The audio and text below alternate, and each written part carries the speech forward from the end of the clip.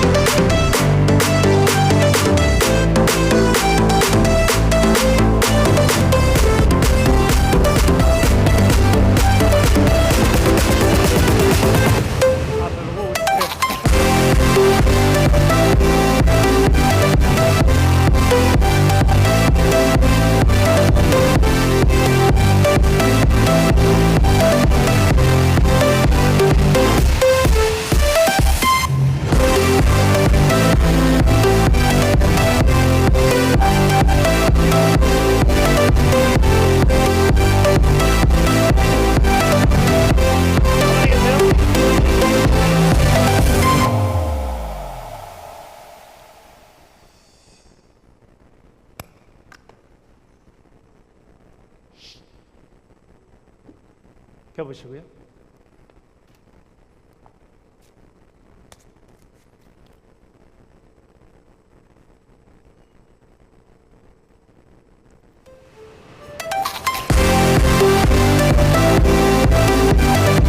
사인 받아요.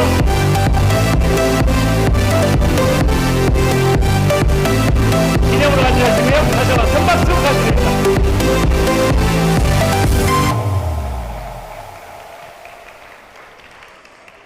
네, 반갑습니다. 헬로샤이스트 연결입니다. 네. 오프닝 괜찮았나요? 정말 국제회의장 같네요. 시작하자마자 굉장히 많은 분들께서 의심의 눈초리를 바라보신 걸 확인할 수 있습니다. 심사위원 같은 느낌이죠. 오프닝은요, 오늘 주제에 맞게 제가 저 혹시 리모컨 주시겠어요? 리모컨도 주시면 감사하겠습니다. 네. 경계를 넘어 또 다른 가능성으로라는 주제로 오늘 잠시 이야기를 해볼까 하는데요. 감사합니다. 네. 이 주제에 맞게 네. 강연과 공연의 경계를 허문 일종의 일명 광연이라는 형식으로 제가 진행을 해볼 겁니다. 중간중간에 그래서 좀 이렇게 텐션이 떨어진다 싶으면 제가 뭔가 하나씩 꺼내줄 수 있다는 점 감안해 주시고요. 오프닝으로는 뭔가 오늘 이 주제를 조금 더 쉽게 접근하기 위해서 세상을 바꾼 4개의 사과를 한번 이미지적으로 표현해 봤습니다. 첫 번째 제가 보여드렸죠. 이 뱀이 그려진 물음표였습니다. 에덴의 사과였고요. 그리고 두 번째 제가 그림을 그렸죠. 네, 폴 세잔의 사과, 이 현대미술의 아버지라고 불리우죠. 세 번째 누구죠? 계세요? 네. 뉴턴의 사과죠. 그리고 디지털 혁명을 견인한 한입 배움은 스티브 잡스의 사과. 이 4개의 사과를 관통하는 핵심은요, 앞서 사인하신 것처럼 자신만의 관점이다라는 이야기를 한번 담아봤습니다. 근데 여러분들 전혀 몰랐다는 분위기네요. 네. 오늘 참 쉽지 않겠네요. 자, 어쨌든 사실 사과를 먹어가지고 목이 걸리네요.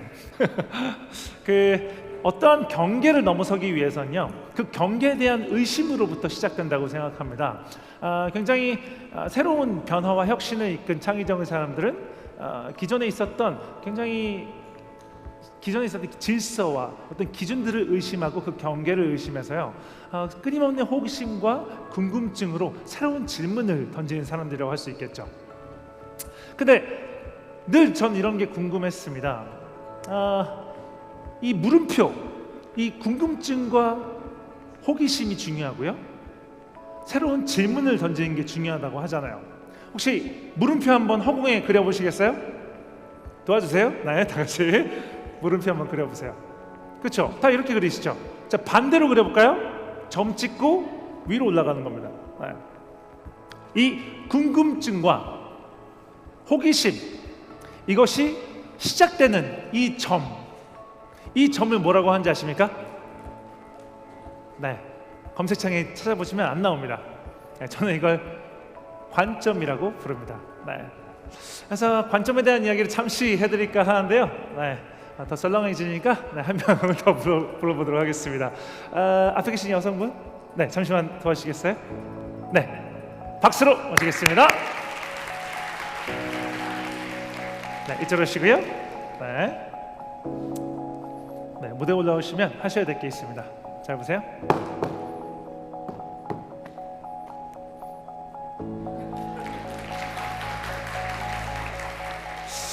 혹시 기자분이신가요? 아니세요? 네. 뭔가 항상 뭐 적고 계신 것 같다고. 네. 자, 여성분을 보니까 제가 뭔가 호기심이 납니다. 네. 그리고 이 물음표가 시작되는 점이 제가 뭐라고 했죠? 네, 관점이라고 했습니다. 네, 이 관점 한번 만져보시겠어요? 어떤지 말씀해 주세요. 말랑말랑 맞습니다. 관점은 말랑말랑한 겁니다. 말랑말랑해야만 합니다. 딱딱하게 굳으면 안 되겠죠. 자신만의 관점을 가진 사람은요, 타인의 관점도 발견할 수가 있죠. 네. 또한 자신만의 관점을 가진 사람은요, 타인의 관점과 서로 바꿔볼 수 있어요. 손 펴보시고요. 네, 이 손에다 꽉 쥐세요. 서로 자신의 관점을 바꾸어서 생각해 볼 수 있습니다. 그래서 가만히 계세요. 네, 이렇게 가만히 계세요. 타인의 관점의 입장에서 생각해 볼 수 있죠. 이렇게 손 위로 올려주시겠어요? 네, 자신만의 관점입니다. 그건 선물로 드리도록 하겠습니다. 다시 한번 여러분께 박수 부탁드리겠습니다.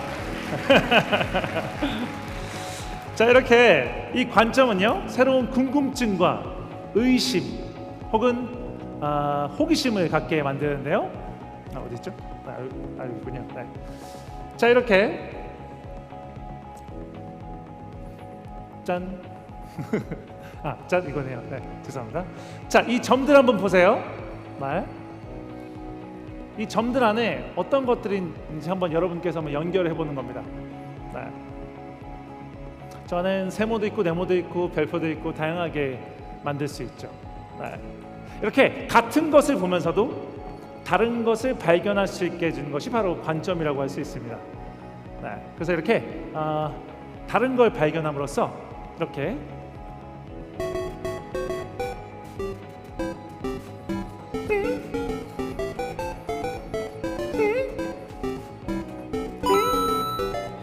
새로운 가치를 만들어낼 수 있는 거죠. 잘해요, 제가. 예. 자, 일단 이렇게 새롭게 바라볼 수 있는 것이 관점이라고 했죠. 같은 것을 보면서도 다르게 볼 수 있는 힘. 제가 좋은 예시를 하나 또 가져왔습니다. 네, 제가 2025 여기 K4룸에 맞춰서 선물을 하나 가져왔어요. 네. 자, 보시면 네, 아직 선물이 준비가 안 돼 있습니다. 네. 네, 여기다가 잠시 올려놓고요.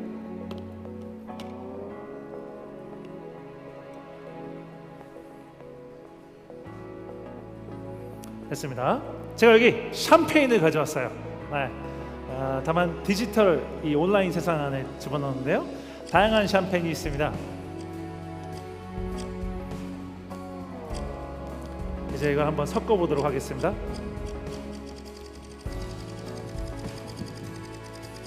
네, 앞에 계신 자 손가락 하나로 터치 원하는 데다가 네 해주십시오.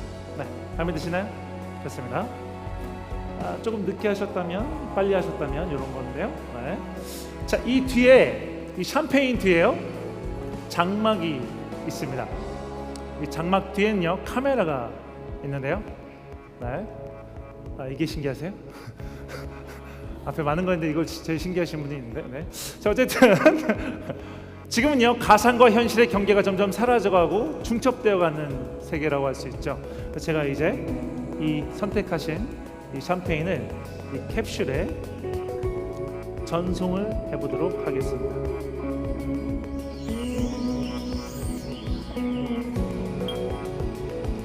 그럼 선택하신 샴페인이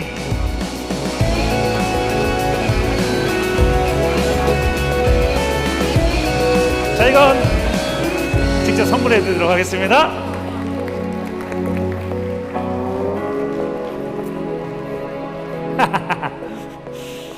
어떤가요?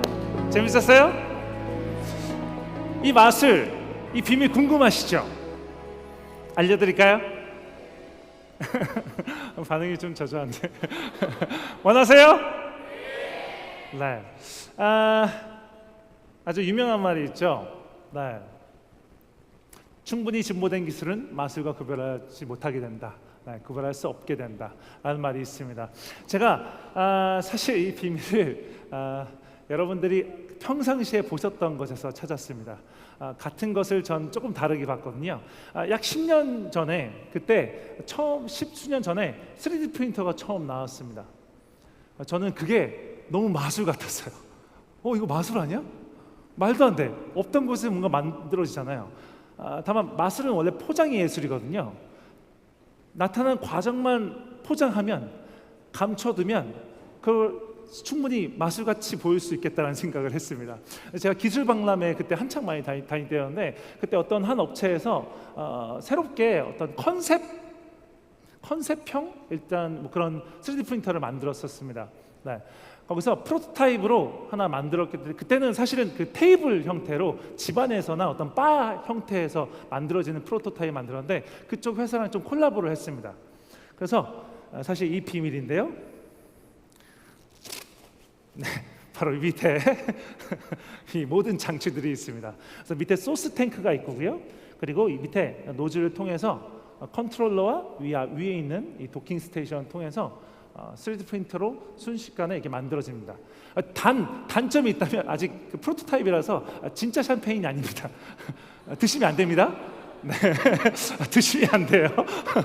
그냥 기념으로 가져가시면 되겠습니다. 네, 네. 사실 그래서 제가 이게 마지막에 이게 앞으로 이런 것들이 생활이나 어떤 업체나 이런 데에서 활용될 수 있다라는 어떤 맵을 만든 건데 이렇게 3D 프린터를 보면서도 저는 같은 거 보면서 저만의 관점으로 바라보기 때문에 이런 걸 만들 수 있게 된 거죠. 이거 조금만 옆으로 그대로 조금만 들어서 너무 멀리 말고요. 여기다가 좀 놔주시면 감사하겠습니다. 감사합니다. 조심하시고 비싼 거예요. 자, 이렇게 이 새로운 궁금증과 새로운 또 다른 걸 발견할 수 있게 해주는 관점. 그렇다면 대충 이런 질문이 또 나와야 되죠. 그렇다면 이 관점을 어떻게 만드는데? 라는 질문을 할 수밖에 없습니다. 네. 그래서 제가 오늘 여러분들께 드릴 수 있는 어떤 제안은 바로 의심하라예요. 의심하라. 의심하는 건 이렇게 대표적인 어떤 표정이 있잖아요. 그런데 말입니다. 뭐 이런 표정이죠. 네. 개슴츠레 보는 겁니다. 삐딱하게 보는 거죠. 네. 근데 여러분들이 이미 너무 잘하시고 계셨어요. 제가 뭐 할 때마다 보고 계셔서 우리 아주 기분이 참 좋더라고요. 근데 농담이고요. 사실 저는 마술이 가지고 있는 큰 힘이 바로 의심하게 만들기 때문이라고 생각합니다. 저는 의심하라라고 하거든요. 우리의 당연하게 생각한 것들을 한번 의심해 보라고 하죠. 그래서 이 의심하라라는 이야기를 좀 쉽게 이 네 가지의 사과를 세상을 바꾼 네 가지의 사과를 통해서 잠깐 좀 알아볼까 하는데요. 첫 번째는 에덴의 사과입니다. 에덴의 사과는 절대성에 대한 의심, 금기에 대한 의심이라고 할 수 있겠죠. 이 에덴의 동산의 이 설화를 통해서 우리가 알 수 있는 건 인간이 이 절대성을 의심했기 때문에 인간이 될 수 있음을 역설하기도 합니다. 네. 즉 의심을 했기 때문에 우리는 이 자리에 있는 거일 수도 있겠죠. 그렇게 사실 이 금기라는 것, 절대성이라는 것들, 특히나 금기라는 것들은요, 문화와 사회에 따라서 서로 다르고요, 시대에 따라서 많이 변해 왔습니다. 즉 상수라기보다는 변수에 가까운 거죠. 그래서 흔히 뭐 파격이라는 말이 있잖아요. 그래서 우리가 갖고 있는 딱딱하게 굳은 것들을 한번 의심해 볼 필요가 있다는 거죠. 두 번째는요, 세 잔의 사과입니다. 네. 한 잔, 두 잔, 세 잔 아니에요. 네. 폴 세 잔인데요. 세 잔의 사과는 바로 패러다임에 대한 의심이라고 할 수 있겠는데요. 패러다임은 세상을 바라보는 어떤 틀, 세상을 바라보는 어떤 기준이라고 할 수 있겠죠. 이 패러다임은요, 일종의 이런 겁니다. 기존에 아주 중요하게 여겨지는 기준입니다. 너무 중요해서 기본이라고 생각되는 기준을 의심하는 겁니다. 네. 이 회화 역사에서 가장 중요한 발명이 바로 원근법이잖아요. 네. 아주 중요한 위치를 차지하고 있죠. 이 원근법이 르네상스의 아주 중심이 됐던 하나의 기준점이었습니다. 그 중심점이 됐던 기준을 세자는 의심했죠.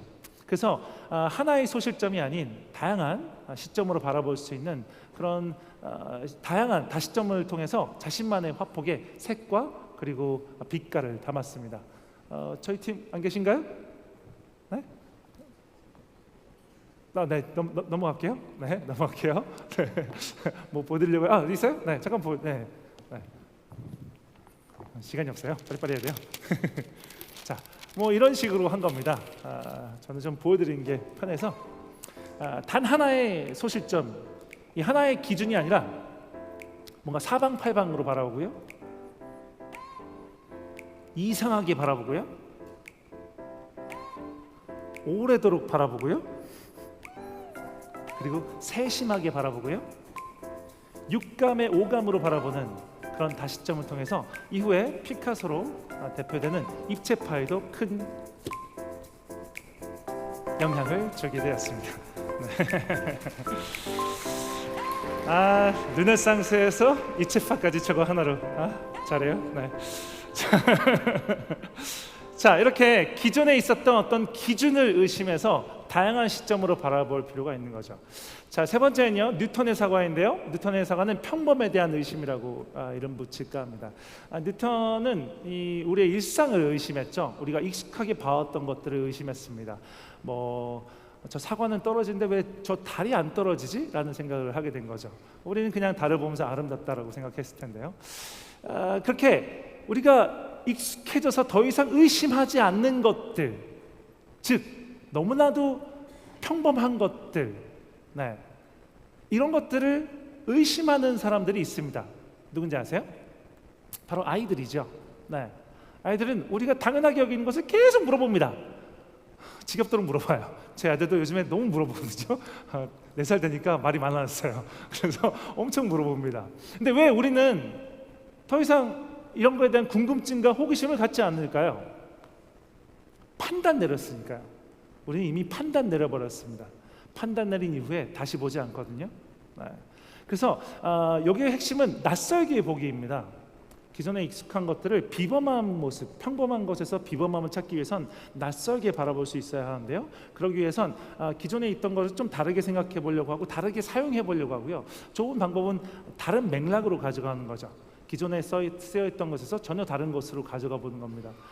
전혀 이곳에 어울리지 않는 곳에서도 심지어 한번 가져다 놓는 거죠. 뒷상이 변기처럼요. 네. 자, 이런 세 가지의 사과는요, 기존에 있었던 규범과 어떤 전통 관습들을 의심한다고 할 수 있겠습니다. 이제 마지막 사과에 대해서 좀 얘기해 볼까 하는데요. 이 마지막 사과는 이 스마트폰을 만들면서 전 세계 이 가상과 현실의 경계, 시공간의 이 경계를 허문 이 스티브 잡스의 사과입니다. 제가 스마트폰 꺼낸 김에 여러분 다 같이 한번 함께하는 시간을 가져볼까 하는데요. 스마트폰 잠깐만 꺼내 보시겠습니까? 네, 잠깐만 집중해 보세요. 네, 재밌는 거 해볼 겁니다. 자, 스마트폰 꺼내셔서 계산기 어플 한번 켜보세요. 네, 거울 보시는 분도 계시고 네, 쓰시는 분도 계시고요. 자, 계산기 어플 한번 다 켜보세요. 되셨나요? 제가 말씀드린 거 그대로 다 같이 따라하는 거예요. 어렵지 않게 하겠습니다. 아주 쉬운 방법을 쓰겠습니다. 선생님, 네, 실례지만 그 자리에서요. 네, 몇 년생이실까요? 태어나신 연도 몇 년생이신가요? 66년이요? 나이가 많으시네요. 1966년도 아니고 그냥 66년이요? 1966년 맞죠? 네. 자, 농담이었어요. 1966입니다. 다 같이 한번 적어주세요. 그냥 66 아닙니다. 1966. 다 적으셨나요? 같이 따라하고 계시죠? 자, 이제 더하기 눌러주세요. 더하기. 이제 더하기만 할 겁니다. 아시겠죠? 자, 다음은 네, 앞에 계신 여성분. 네, 살아오시면서 가장 의미 있는 특별한 날 몇 월 며칠 하나만 말씀해 주세요. 네, 7월 7일. 굉장히 익숙한. 네, 다 같이 707 눌러주세요. 7월 7일입니다. 실례지만 어떤 날인가요? 생일이세요?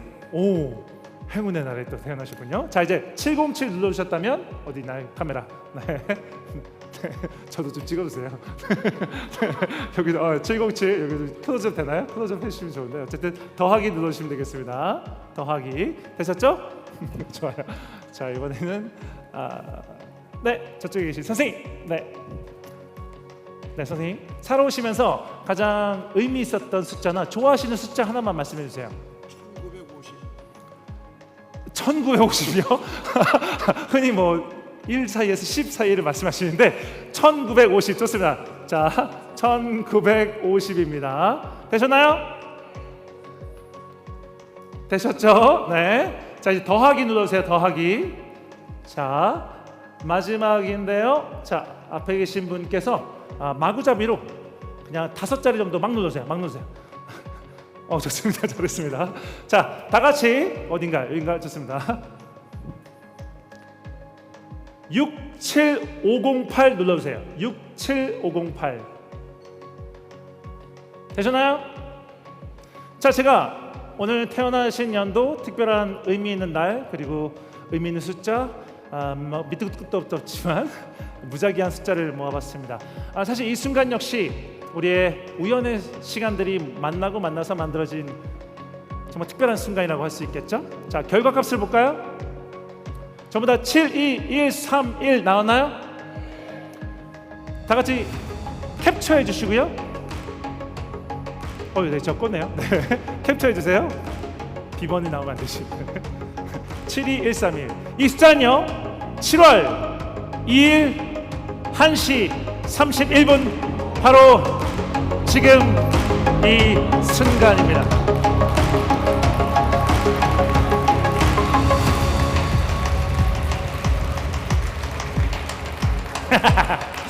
자, 이제 다 같이 전원 버튼 다시 누르시고요. 주머니에 넣으시면 감사하겠습니다. 네, 집중하세요. 네, 이제 좋습니다. 네, 역시 뭔가 신기한 게 나오니까 또 소근소근 하시죠.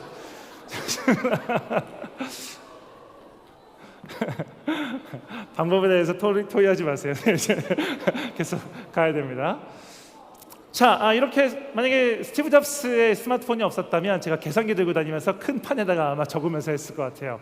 다만 지금 우리는 전부 다 같은 이 스마트폰을 또 들고 있기 때문에 다른 시공간에서도 충분히 함께 공유할 수 있는 그런 경험을 공유할 수 있는 그런 특별한 미디어 환경이 새롭게 펼쳐졌죠. 그래서 스티브 잡스에 대해서 얘기할 수 있는 담론이 너무 많잖아요. 전 한 가지만 좀 집중해 볼까 합니다. 바로 한계에 대한 의심인데요. 스티브 잡스야말로 많은 사람들이 의심을 했죠. 그 한계에 대해서 전혀 그 한계를 의심하지 않았던 사람 중에 한 명이었습니다. 심지어 그건 안 될 거라고 다들 얘기했지만 또 실패까지 했지만 자신의 잠재성을 그 가능성을 의심하지 않았습니다. 흔히 우리가 많이 그런 생각이 많이 빠집니다. 할 수 없어. 그런 거 있잖아요. 나는 창의적인 사람이 아니야. 글로벌한 콘텐츠를 만들 수 없어. 이런 생각을 많이 합니다. 저는 어릴 적에 완전히 이런 생각이 짓눌려 있던 인간이었어요. 되게 소심한 성격이었군요. 지금도 MBTI가 I예요. 대문자인데 전혀 상상이 안 되시죠? 평상시에는 좀 그렇습니다. 근데 너무 소심하게 살면서 뭐든지 전 할 수 없다고 생각했습니다. 그럼 제가 마술을 만나게 됐어요. 마술을 배우면서 뭔가 호기심이 가기 시작하더라고요. 마술이 원래 좀 특별하잖아요. 저는 스스로 제가 특별하다는 착각을 하기 시작했습니다. 그래서 완전히 마술에 미쳐 있었어요. 그러다 고3 내내 마술에 완전히 빠져 있다가 20살, 21살 됐을 때 제가 코미디 클럽이라는 뭐 스탠드업 코미디 하는 곳에서 매일매일 공연하고 있었는데, 거기에 일본에서 세계대회를 주최하시는 분이 오셨습니다. 그래서 그분이 저한테 제 공연을 보고 출전권을 바로 준 거죠. 저는 한국인 최초로 출전권을 얻은 겁니다. 세계대회 나갈 수 있는. 역사에 무조건 남잖아요. 얼마나 좋습니까? 미친 듯이 연습을 했었죠. 3달 동안 집에 안 가고 소금만 가져와서 밤낮 없이 연습을 했습니다. 제 인생에 있어서도 첫 도전이었습니다. 전 도전이란 걸 되게 무서워했던 사람인데, 그 첫 저의 도전, 한국인 최초로 세계대회 나갔어요. 근데 그때 저한테 내심 한 3등 정도가 저의 목표였어요. 다만 입 밖으로 내지 않았습니다. 제가 입 밖으로 내면 네 주제에 무슨 참가한 것만으로 영광으로 알아, 이렇게 많이 얘기했거든요. 왜냐면 그 당시 때 세계대회 자체가 불가능의 벽이었어요. 제가 첫 대회였는데 거기서 덜컥 우승을 했었습니다. 그 우승했던 경험이 무엇을 바꿨을까요? 한국에 왔더니 막 기자분들이 막 사진 찍고 막 꽃다발 주고 그런 거 1도 없었어요. 아무도 몰랐습니다. 제가 얘기도 안 했거든요. 그래서 아무도 몰랐어요. 근데 단 하나가 바뀌었습니다. 그 단 하나가 저의 인생의 궤적을 바꿨고요.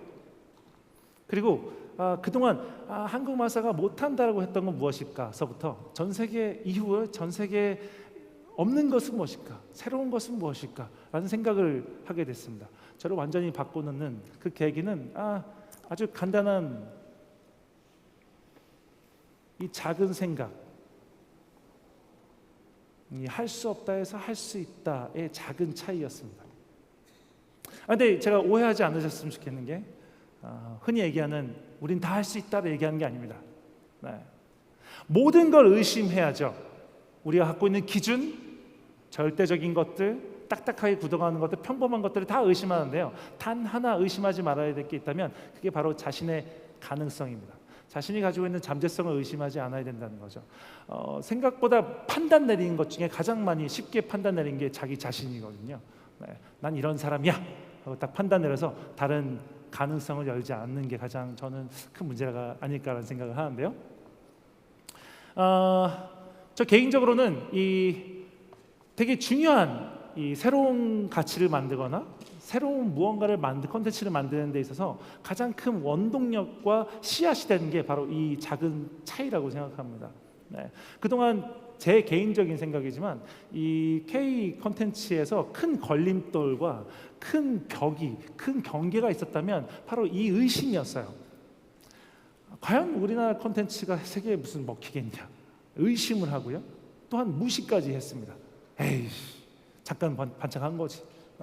근데 K-팝으로 시작한 이 컨텐츠가 좀 더 다양한 장르로 뻗어나가고요. 더 많은 확장이 됐죠. 그 이후부터 그 씨앗이 심어지기 시작했습니다. 그 믿음이 생긴 거죠. 잠재성에 대한. 더 중요한 게 뭐냐면 창작자 본인 스스로 검열을 한다는 겁니다. 난 세계적인 거 못 만들어, 글로벌한 스탠다드가 될 수 없어, 이런 생각을 많이 하거든요. 그러다 보니까 그 기준점을 잡고 목표 설정을 하지 않습니다. 좀 우리가 할 수 있는 영역 안에서 생각을 하게 되죠. 그래서 이 점을 바꾼 게 전 큰 지금의 차이점이라고 생각합니다. 그 변화의 아주 큰 중요한 원동력이라고 생각하거든요. 우리의 컨텐츠를 믿을 수 있다는 거, 그게 지금 세계인들이 믿음으로 조금씩 신뢰성을 쌓아가고 있다는 거, 앞으로 계속해서 이 신뢰성을 어떻게 쌓아갈까가 중요한 저의 숙제라고 생각하기도 합니다. 어쨌든 저 역시 이 세계대회를 그 경험을 통해서 제 인생이 바뀌기 시작했습니다. 그래서 뭔가 새로운 걸 도전하기 시작했었고요. 그래서 기존에 있었던 기준들을 의심했어요. 기준들을 의심하면서 마술이란 건 원래 이런 정의를 내릴 수 있거든요. 예를 들면 마술은 초월적인 힘입니다. 그래서 마술사들이 뭐 이런 거 하잖아요. 이런 거 하잖아요, 그렇죠? 불가능의 힘을 보여주는 게 마술사의 역할입니다. 그게 목표이기도 하고요. 왜냐하면 본인이 특별한 사람이 되고 싶거든요. 그런 어떤 본질적인 게 있습니다. 그 안을 들여다보면요. 그래서 유리 겔라 이런 사람들은 마술사가 아닌 척하는 마술사이기도 하죠. 네, 초능력자인 척하는. 네. 어쨌든 이런 중요한 기준점이 있어요. 그래서 마술은 신기해야 해라는 분명한 기준점이 있었습니다. 그 점은 전 의심했고요. 새로운 기준점을 전 찾기 시작했습니다. 그래서 저는 새롭게 재정의했습니다. 마술은 어느 순간 저한테 언어가 됐습니다. 언어가 되어서 제가 하고 싶은 이야기나 표현하고 싶은 것들, 느낀 것들을 표현하기 시작했습니다. 인터넷상에서 제가 유튜브에 올렸던 건데 잠깐 보신 분도 계시겠지만 잠깐 못 보신 분들은 잠깐 보시면 좋을 것 같습니다. 그때부터 저의 창작하는 방향성이 바뀌었거든요.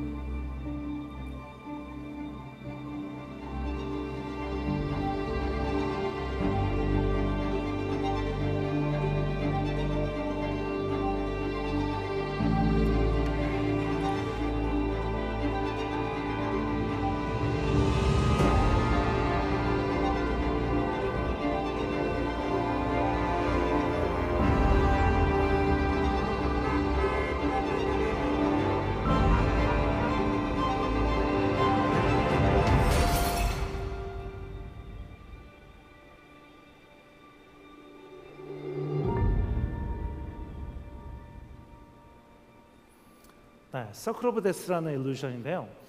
한 1,500만 회 정도 많은 분들이 보셔서 단점이 좀 안 좋은 점이 생겼습니다. 제 검색어에 연관 검색어에 음주가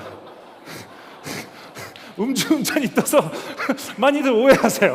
그런데 음주운전 한 게 아니라 저 영상 때문이라는 거 여기 계신 분들은 좀 아셨으면 좋겠습니다. 어쨌든 저의 이런 관점의 변화가 저의 창작하는 수많은 것들을 바꿨습니다. 저의 시점이 다양화된 거죠. 신기한 마술뿐만 아니라 다양한 마술들이나 마술을 목적이 아닌 수단으로 사용하기 시작했거든요. 그래서 이후에 제가 다른 영역들을 확장하다가 이 사랑의 핫쇼핑이라는 뮤지컬을 올해 또 이렇게 연출하게 됐습니다. 총 연출하게 됐는데 제가 고민했던 건 이 시공간의 제약이 없는 이 애니메이션이라는 장르를 어떻게 무대라는 좀 한정된 제한된 이 공간에서 옮길 수 있을까라는 고민하다가 최대한 관객들에게 좀 입체적인 경험을 할 수 있었으면 좋겠다라는 생각을 했고요. 잠깐 방송에 나왔던 거지만 예시로 보여드리면 이런 거였습니다. 물론 스케치 같은 걸 통해서 하나씩 만들어 갔고요. 여기 나왔던 애니메이션 중에 로미 공주가 이렇게 핫쇼핑에 처음 만나는 장면입니다. 그래서 얘를 보고 환상에 빠지는 거죠. 상상을 하면서 그 상상의 이미지는 홀로그램 같은 걸로 대체를 했습니다. 그래서 무대에서 홀로그램 장치가 보이면 안 되니까 그걸 트릭적인 어떤 장치를 통해서 저희가 있는 듯 없는 듯하게 만들기도 했었고요. 네. 그리고 이거는 이제 핫쇼핑의 마음을 사로잡기 위해서 구애를 하는 장면인데요. 뭔가 아이돌로 변신을 해요, 갑자기 상상 속에서. 그래서 막 아이돌 춤을 춥니다. 그런 장면이었는데 실제로 퀵 체인지라는 어떤 마술이 있습니다. 그걸 세계에서 좀 전문으로 하는 분을 제가 또 섭외해서 같이 콜라보를 해서 무대에 옮기기도 했었고요. 이거는 둘이 이제 마음이 이제 확인해서 서로 이제 내면 속에서는 서로 하늘을 날아다니면서 정말 행복한 생각을 하는 그런 것들은 라스베가스에서 이제 플라잉 시스템을 직접 이제 제가 오랫동안 같이 해왔던 팀과 다시 또 제작을 해서 홀로그램 이런 스크린 프로젝션과 함께 연출했었죠. 마술만 한 건 아니고요. 이렇게 라라핑이라고 불을 뿜는 귀여운 캐릭터가 있어요. 몬스터긴 한데요. 네. 이렇게 불을 뿜어서 이렇게 숲을 이렇게 불바다로 만드는데 그런 것들은 프로젝션 및 실제 배우들이 이렇게 천들을 활용해서 화마를 조금 표현했죠. 그래서 불에 감정을 넣어서 이 주인공들과 싸우는 대립각을 세우는 이런 감정적인 표현들을 하기도 했었고요. 네. 때로는 이런 좀 사실적인 어떻게 보면 무대에서 마술적인 것과 영상적인 면들을 하다 보니까 생각보다 많은 아이들이 울어요. 몬스터 나오면 엄청 웁니다. 엄청 울어서 데리고 나갑니다, 부모님들이. 그런 일이 있는데 다행히도 이 쌈지 대표님께서 이걸 창작하신 영화 원작자이신 분께서 아이들이 그렇게 무서움도 배우면서 크는 게 자신이 좋아서 또 이런 씬을 넣었다고 해서 저도 자신 있게 넣었는데 많이 웁니다. 네, 이렇게 해서 제가 가지고 있었던 어떤 마술적인 요소, 그리고 원래 제가 무대에서 표현 같은 것들을 아까 보신 것처럼 마술뿐만 아니라 어떤 연출적인 측면을 되게 좋아해서 내면에 표현하는 것들의 무대, 연극 언어죠. 그런 것들을 계속해서 무대에서 실험을 해왔었습니다. 그래서 뮤지컬에 시도를 했었죠. 제가 이걸 했을 때 처음에 많은 분들께서 도대체 어떻게 처음부터 총 연출이 될 수 있었냐, 다른 장르인데 뮤지컬. 사실 그렇지는 않고요. 제가 그 전부터 되게 많은 작품들을 해왔었습니다. 다만 제가 좀 다른 점이 있다면 기존에 있었던 어떤 기준을 또 다시 의심해서 조금 새롭게 재정의하기 시작했거든요. 어린이 뮤지컬이라는 어떤 기준이 있어요. 이게 되게 실제로 아이들 공연 가보신 분들, 네, 부모님이신 분들도 가보시면 아시겠지만 부모님들이 밖에 있어요. 삼삼오오 모여서 떠듭니다. 이야기 나누시고 스마트폰 보시거나 아이들만 집어넣는 거죠. 네, 흔히 뭐 이런 거죠. 부모들이 보기에 좀 시시하다고 느낄 수도 있고요. 근데 저는 공연의 힘이 갖고 있는 게 같이 무언가를 경험하고 나누는 이야기의 힘이라고 생각하거든요. 그거를 서로 끝나고 나서 서로 느낀 것들을 서로 얘기할 수 있는 그런 힘이 있다고 생각해서 저는 절대 어린이 뮤지컬이라고 생각하지 않았습니다. 가정 뮤지컬이라는 어떤 제 정의를 저희 팀 안에서 하고요. 실제로 그러다 보니까 오히려 저희 이 공연에서는 부모님들이 막 탄성을 막 이러세요. 아이들보다. 네. 반응도 또 부모님들 그런 역할을 해주시고요. 두 번째는 생애 첫 뮤지컬이라는 키워드인데요. 저희 배우 스태프들한테 꼭 얘기해 준 겁니다. 아이들이 타겟이 아니라 이 아이들이 처음으로 접하는 공연일 수도 있잖아요. 태어나서 처음으로 접하는 뮤지컬일 수도 있잖아요. 근데 첫 경험이란 건 아주 중요합니다. 강한 인상을 주거든요. 그 인상으로 이후에 어떤 선택을 하게끔 만들기도 합니다. 그래서 그 소명의식을 계속해서 이야기를 하죠. 어떻게 보면 저한테는 계속해서 이것을 재정의하는 게 가장 중요한 이유였던 것 같아요. 그래서 많은 분들이 이걸 어떻게 처음 했냐라고 했을 때 저는 이전에 사실 다양한 작품들에서 마술적 연출들은 해왔었습니다. 뭐 뮤지컬도 했었고 연극도 했었고 지금 세종문화회관에서 하고 있는 연극인데 아주 재밌습니다. 농담이 아니라 정말 재밌는데 한번 보러 가보세요. 저한테 돈 나온 거 없습니다. 걱정 마시고 여기서도 고스트에 대한 주술적 관념을 가진 사람과 과학적인 관념을 갖고 있는 사람이 서로 싸우는 대립각을 이루면서 실제로 영혼이 자꾸 공연에 침투해오는 이런 내용인데 거기서 마술적인 트릭들이 필요해서 제가 마술적인 연출을 했었죠. 파우스트도 있었고요. 연극뿐만 아니라 넷플릭스에 나왔었던 뭐 드라마에서도 연출을 했었습니다.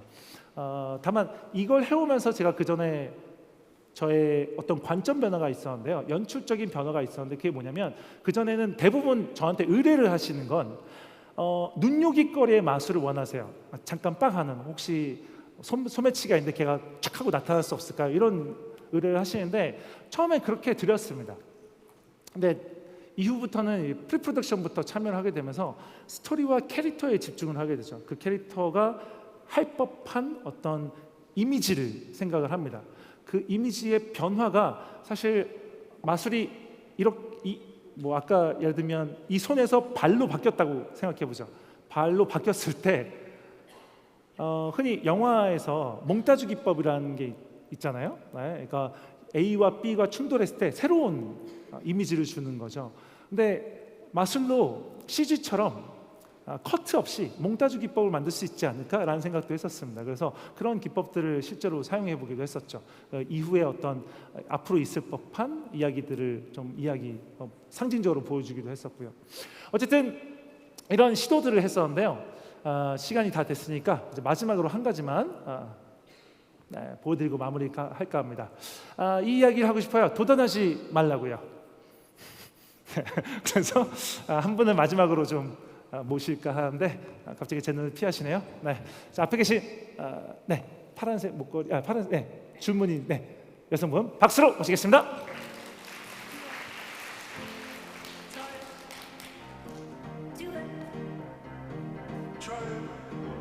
자, 여기 주세요. 자, 이쪽으로 주시고요. 자, 여기 좋습니다. 여기 서주시고요. 아까 보셨죠? 거기 드세요. 네. 자, 이제 제가 잠깐 간단한 게임을 해볼 겁니다. 네, OX 게임인데요. 뭐 한 줄을 완성하면 끝납니다. 오목 게임 같은 거예요. 쉽습니다. 근데 선이 제일 중요하거든요. 선이 좀 이기는 편이어서 뒤에 두시고 저랑 가위바위보 하는 겁니다. 가위바위보. 제가 이겼네요. 네, 세상은 이렇게 불공평합니다. 자, 우선 제가부터 여기다 넣겠습니다. 자, 어디다 드시겠어요? 여기요? 좋습니다. 긴장하시면 딴 데 드시는데 좋습니다. 저는 여기다 두겠습니다. 오, 네. 막으시네요. 어떤 분이 무대에 올라오셔서 긴장하실 때가 있어요. 오, 제가 긴장했나요? 제가 못 막을 뻔했네요. 네. 잘하시네요. 생각보다. 저 여기도. 네. 저희 막다 끝났네요. 네. 근데요, 중요한 건요, 성공과 실패 있지 않습니다. 맞고 틀리고도 없습니다. 우리가 지금 해왔던 이 이면에 있는 것들, 지금 우리 둘이 해왔던 시도하는 것에 있습니다.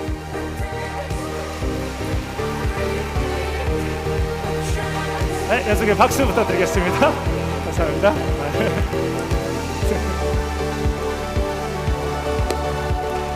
네, 도전하지 말고 시도해야 합니다. 네, 도전은 굉장히 큰 리스크를 안고 있죠. 네, 창의적인 어떤 컨텐츠를 만들기 위해서 수많은 시도들을 해야 됩니다. 그 안에 회복 탄력성을 좀 갖고 있어야겠죠. 그 이후에 중요한 순간에 자신의 기존에 있었던 시도들을 통해서 만들어진 어떤 노하우로 도전할 수 있다고 생각합니다. 시도가 굉장히 받아들여지는, 굉장히 쉽게 허용되는 그런 사회가 되는 것, 그 시스템을 만드는 게 전 중요하다고 생각합니다. 항상 의심하시고요, 새로운 경계, 기존의 경계를 의심하셔서 또 다른 가능성을 발견하셨으면 좋겠습니다. 이상입니다. 감사합니다. 네.